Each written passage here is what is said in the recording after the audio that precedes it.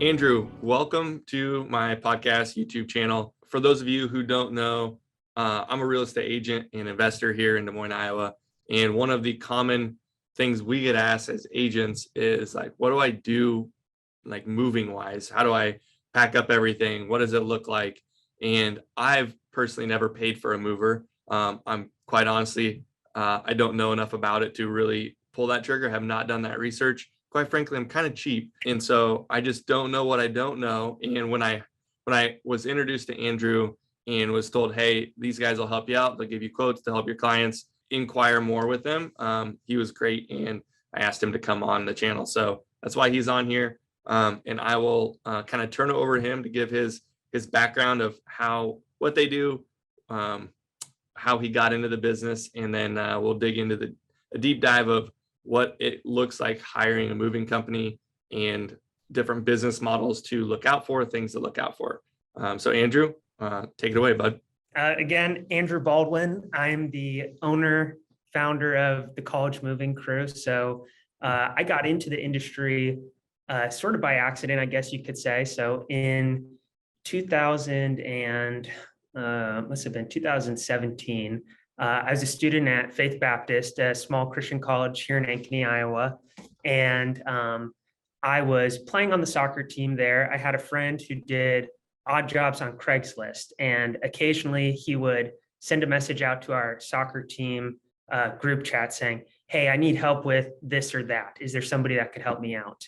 And I had no job. I really needed money to pay for school, and I did not I wasn't wise enough to just go and get a normal job, which probably would have been the smart thing to do. But one time he sent a message out to the chat and said he needed help moving somebody. He was just kind of a casual Craigslist mover. And this was back when Craigslist was a bit more of a thing. But so he invited me to come out with him. I assisted him moving this person. And I just found it really satisfying, really, just a really gratifying and fulfilling experience to help, this person get into their new home. And, at that time, the person I was working with, God bless him, great guy, still a wonderful guy.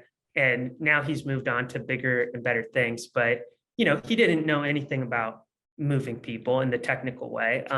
It was just, he was a nice guy. He was doing his best, and he was fun to work with, and the people that he helped really appreciated it. But so my experience of it was, I really enjoyed that day working with him. And I just started sending him messages saying, hey, the next time that you're going to do something like that, please let me know. Hey, the next time that you're moving somebody, give me a shout. That was a lot of fun. And, looking back now, I realize he was a couple years ahead of me in school, smart, popular guy. And I was just kind of this nobody kid. And I was just sending him texts all the time, and I think kind of as a nice way of him telling me like, hey, leave me alone, guy. He said, you could always just start your own thing. And never in my life had I thought of myself as that guy, as the guy who goes off and starts his own thing. And so even though it was just kind of a casual, text like, hey, like, stop texting me, it kind of got the wheels turning in my head. And I'm like, oh yeah, I could, I guess. And this is something that I really enjoy being a part of. And, this is something that I could maybe do on my own. And so it was a bit of a meandering path. The model that I was aware of at the time was what I saw him doing, which was he was on Craigslist, he was posting ads, and he would go out and help people. And he was doing his best, but he didn't really know much.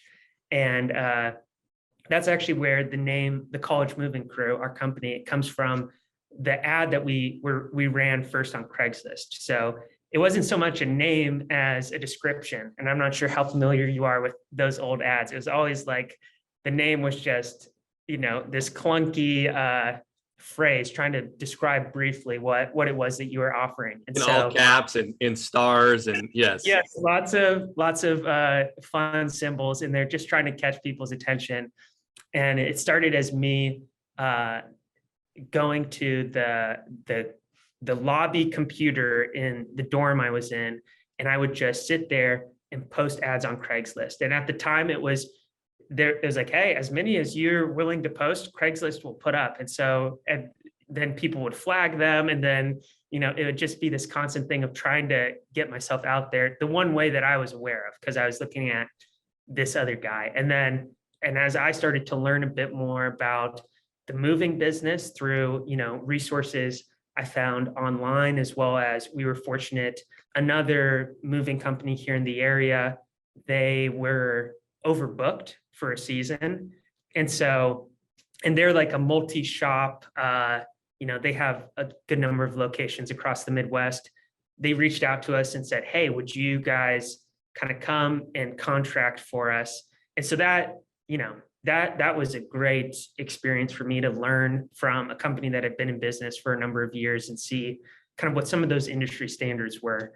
But yeah, just as I learned, I was like, okay, so Craigslist it was great to get started, but now it's kind of one at a time. It's like, okay, we need a Facebook page, we need a website. It's like, okay, we need insurance, all the things that when you're a kid, I started it kind of like how a kid would start a lemonade stand.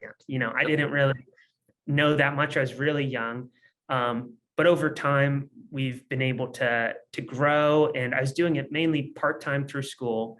And then in the summer of 2020, so I was doing that part-time, I was finishing up school, and then I had a full-time job in supply chain management. And I made the decision, that the business, like the college moving crew, was what I was really passionate about. So I quit my job. I decided to go full-time with this being, I was mover number one, and then I hired my first full-time employee that summer to be mover number two for me. And, since then we've grown. It used to be that we were running out of my garage. Now we have an office space, and I believe we have 14 employees now. So, we've been really blessed and grown a lot, but we kind of started out the way I think a lot of small local service businesses start out, where it's very casual. It's very like you're trying to get your feet under you and figure out, how to do the thing that you're selling to people. And, we've been really fortunate to over time grow and, improve the service that we offer, and also be able to offer it to a lot more people. So yeah, it's straight bootstrapping. I always liken it to like, you you don't know what you don't know at the beginning, but yeah. you're so nimble as a small business that you can do things for cheaper and better than what competitors are. Now, it's really tough to scale that, right? Yeah, exactly. And you realize, oh yeah, that's why they charge that much, because they have this, and this, right? But at the beginning, you're like, how do they charge that much? That sounds crazy, right? Yeah. But that's why, as a solo entrepreneur, a service-based business, you can create your own job in, not anything, but dang close. Like I started a mosquito spraying business. It was 2015, 16. And like the barrier to entry was a mosquito, like a pest test, right, for the state, and an $800 sprayer and a truck that I already had and a water tank, right? Yeah. And there wasn't anyone at the time when I started. There was no one in Des Moines that did mosquito spraying. It was right when the Zika virus came out. Yeah. So like but it was like it was simple. I didn't just knocked on doors to get business. So well, I think too, when you're starting something out, it's so important to go and seek out knowledge on the things that you don't understand. That's kind of like that's the quickest path to being successful, delivering a better service, enjoying a better quality of life with your business. But I think when you're very first getting started, a commitment to just do the right thing in the end covers a multitude of sins, to use a speech. So it's like, you might not know every single thing, but if you've committed in your heart that it's like, okay, I'm going to do what's right for my customer in the end, that you're able to, it might hurt and you might have to learn a couple lessons the hard way, but you'll make it through as long as you're committed to doing what's right. I think when people when they kind of stray from that vision and they start thinking of things, in a very self-centered way of like, I'm going to do what's right for me, not only does that hurt your customers and your reputation and all that, I think it also, it just doesn't work out in the end. Yeah. Yep. Okay. So let's dig into the world of moving, right? So from when someone calls you to getting bids to moving day, let's start with like, when should someone contact you? What is the best time frame? Let's just go through that process, the entire, nuts and bolts of it.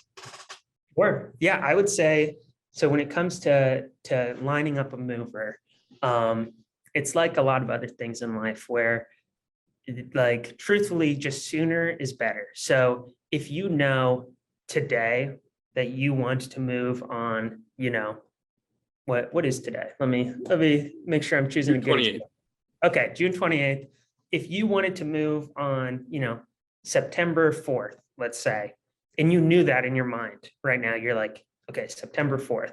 I would say, go ahead, start reaching out to moving companies saying, hey, I'm wanting to move September 4th. Probably, in my mind and in our business, if you reach out 90 days in advance, we'll almost definitely have the day that you want available. Assuming we're open, it's not a holiday, whatever. But I'd say 90 days, you're going to be free and clear to have your pick of what day, what time, what company you want to use.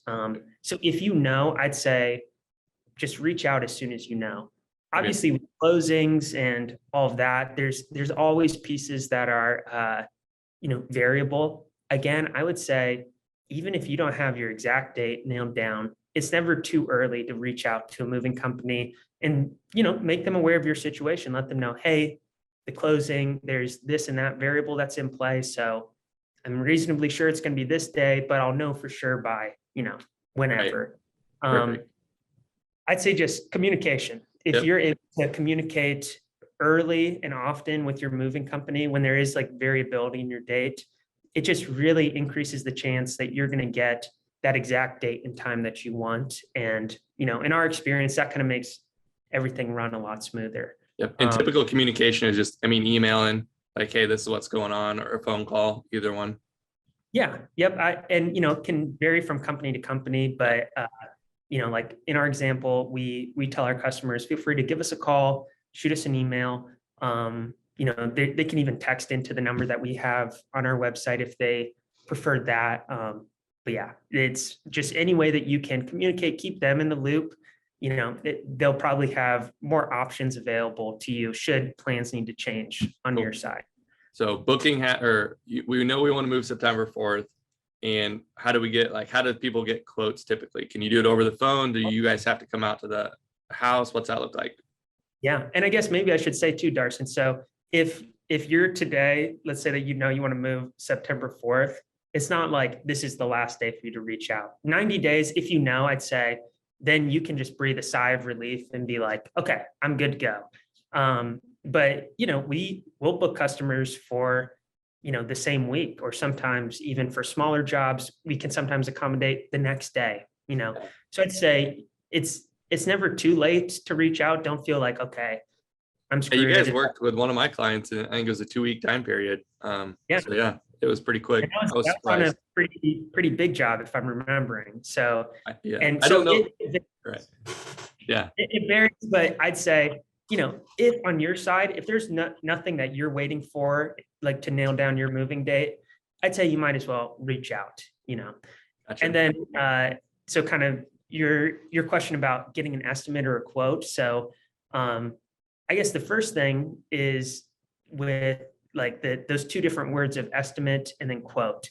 And then when you get into quotes for long distance, there's all different types of quotes to be aware of, but maybe the first most important distinction is between an estimate and a quote. So if you're doing what we would call a local move, so you're moving within the state, you're moving in town, typically most local moving companies will be charging you an hourly rate. So for us, if we were to send 2 movers and a truck out, as of now, our price would be for 2 movers in a truck, you'd be looking at $150 an hour.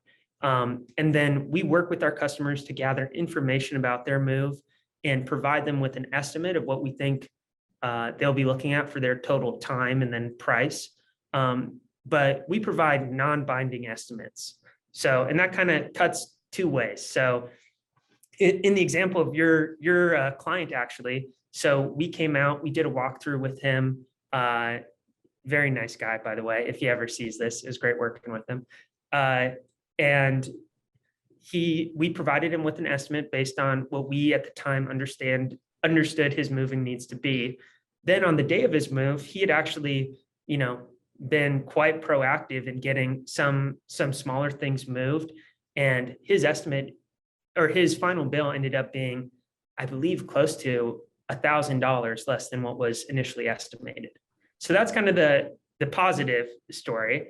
And then, also we'll encounter situations where a customer will say, hey, we just want you to get the big stuff. And then come moving day, they just haven't had time to get around to moving some of those items, or, for whatever reason, it takes longer. Then the price follows that accordingly as well. So that would be an estimate. A quote would be somebody comes, meets with you, does a walkthrough of your home typically, and then provides you with a number where they say, we will do this work for you. And it'll be kind of a detailed outline of, the information that you gave them as to what you want moved, and, you'll pay this price. Should the details of your moving day change so that it no longer fits that description of work, then a new quote might be generated. So that's something to watch out for. But typically for quotes, that would usually be either a very big job, like a very big move. So if you were relocating an office, let's say, typically that would be quoted, or if you're doing a long distance job. So if you're moving, from Des Moines to Arizona, typically that would be a quoted price. Gotcha. And you guys do both estimates and quotes? Our company right now, we just do in-state moving. So we do all of our pricing on all of our pricing is hourly. And then we provide our customers with an estimate of what we expect their total bill to be. Gotcha. I like that hourly. It seems more just true to it. I don't know. I like that hourly instead of like, oh, it's, this many square feet, it's X dollar amount. Although it probably comes pretty close. Yeah. On our side, the experience we've had is that our customers prefer that hourly rate just because, like you said, they can, whether the bill is higher or lower than what they had initially expected, or like our initial conversation, what we estimated for them, it is an accurate reflection of the work that they needed done. Yeah. So in the end, they can at least have that in the back of their mind of like, my bill was just high because there was more that needed done. It's not like the workers were sitting down on the job and, drinking Red Bull either. It's like you saw them working. Yes, exactly. Yeah, exactly. And I think as long as, for moving companies who are charging an hourly rate, as long as your customers feel like they're getting their money's worth for the time that you're charging them for, that's really all that they care about in the end. We got to moving. You only do in-state. You guys do. There's other out-of-state movers. If someone has a delay in closing, will you guys move to like a storage unit type situation? Or have you guys done that? I'm sure you have. Yeah. No, it's kind of all different solutions for the changes in like closing date or time. That's, especially in the market recently, with it being things move so quickly, things seems like change so quickly. That's something that we've run up against quite a bit. So really common, especially with some of our customers who are moving into new construction.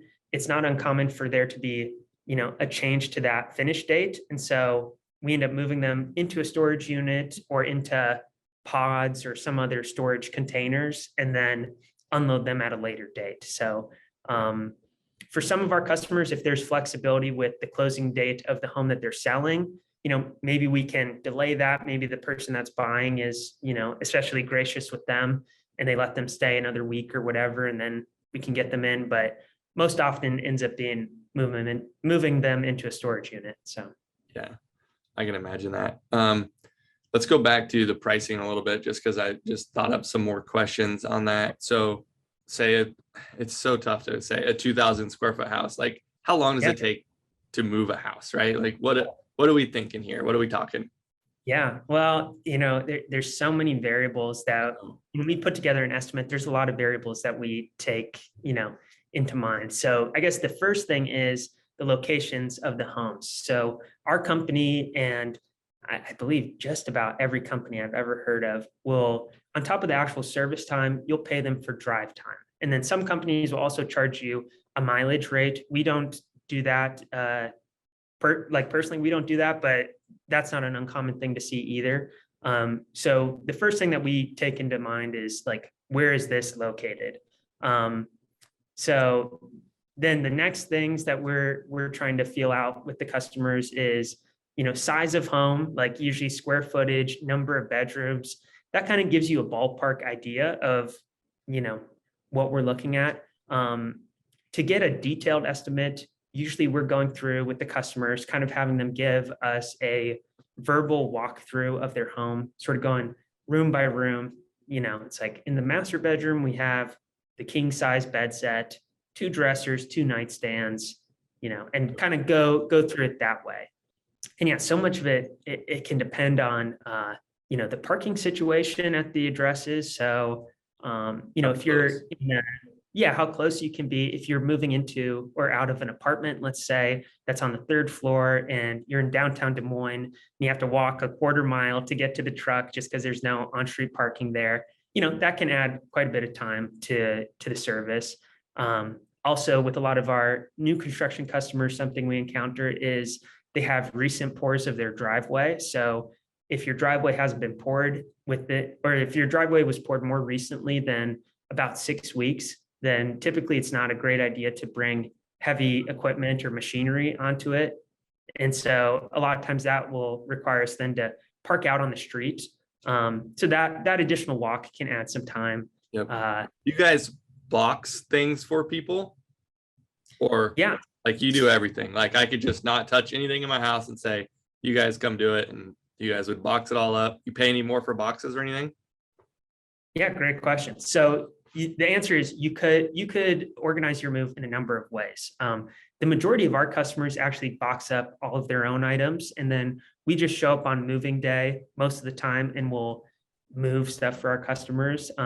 Some of our customers we do full packups for, and we'll send a team of packers out typically a couple days prior to their actual moving day to get everything, boxed up and ready to go for the day of the move. Sometimes we'll have customers even just call us and say, hey, I'm planning to rent a U-Haul and move all of my own boxes and small items. Could you just come in and move all the furniture? So kind of a lot of different ways that people do it. I'd say the most common is that we see is for our customers to have their items boxed up prior to us arriving, and then we move all of their boxes and furniture. But again, if you decide that it's like, hey, I prefer to have someone come in and box all of this up for us, that's something just about every moving company could do for you. And then on the materials side, we charge for boxes. If I had a price sheet in front It's of me, fine. That's it'll change tomorrow. Prices, yeah, exactly. Yep. Okay. So when you get an unhappy customer from some other company, what do Sure. they usually? What's the complaint? Yeah. And it's always some other company, of course. I know.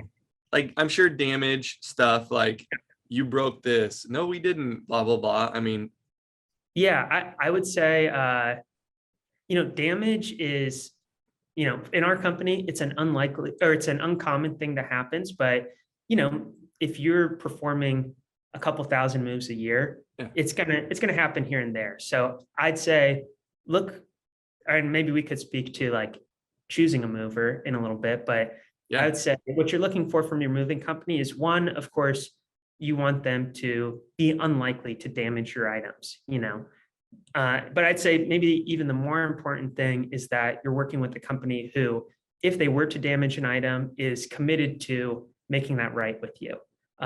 So having a company that if there is a scrape to the wall, if there is, a scratch on your dresser or whatever, that they've made a commitment that they're going to do right by you.